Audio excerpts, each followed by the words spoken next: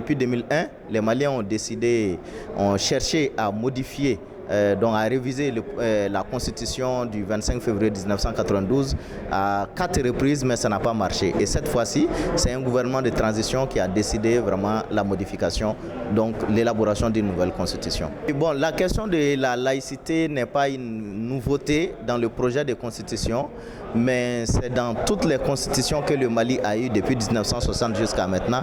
Et bien avant même l'indépendance du Mali, la laïcité existait dans la société malienne parce que c'est surtout la coexistence pacifique des différents citoyens, quelle que soit leur religion.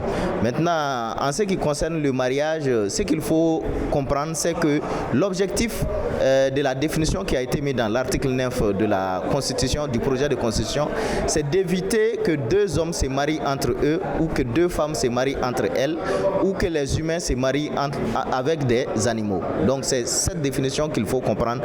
Maintenant, en ce qui concerne la double nationalité, nous l'avons dit clairement, la double nationalité ne vise pas forcément les Maliens établis à l'extérieur, mais il s'agit de ceux qui veulent être candidats à la présidence de la République du Mali.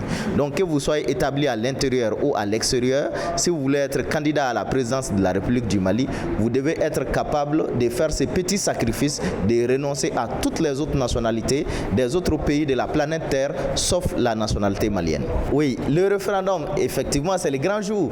Le 18 juin prochain, il est demandé à tous les Maliens, quelle que soit leur structure, quelle que soit leur obédience religieuse, quelle que soit leur ethnie, leur zone de provenance, tous les citoyens maliens sont demandés aux urnes. Et nous les appelons vraiment à voter pour le changement, à voter pour la refondation du Mali. Et pour cela, il faut prendre le oui pour permettre à ce que vraiment le oui puisse l'emporter. Pour la communication de Coulibaly, vraiment c'est un très bon communicateur. Ça m'a permis de comprendre beaucoup de choses dans sa communication.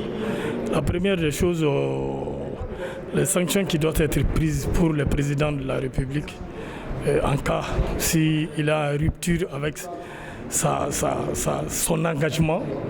Ça vraiment je n'avais pas compris cette procédure, mais avec lui je viens de comprendre et j'ai compris aussi que pourquoi le Sénat, notre Sénat et le Sénat des autres pays n'est pas la même chose. Donc j'ai compris ça, mais les autres aussi, je pense que les uns et les autres aussi ont compris parce que c'est un très bon communicateur et il maîtrise le document. En réalité, moi j'adhère et je pense que vraiment, parce qu'il n'y a pas eu assez de changements, il n'y a que 12 points qui ont été touchés et ces 12 points, c'est les constats qui ont été faits depuis au niveau de l'ANR et que les peuples maliens ont senti que vraiment il y a cette difficulté. Donc moi je lance un appel à tous les Maliens, à tout un peuple malien vraiment d'adhérer à ça et le dimanche aussi d'aller voter oui.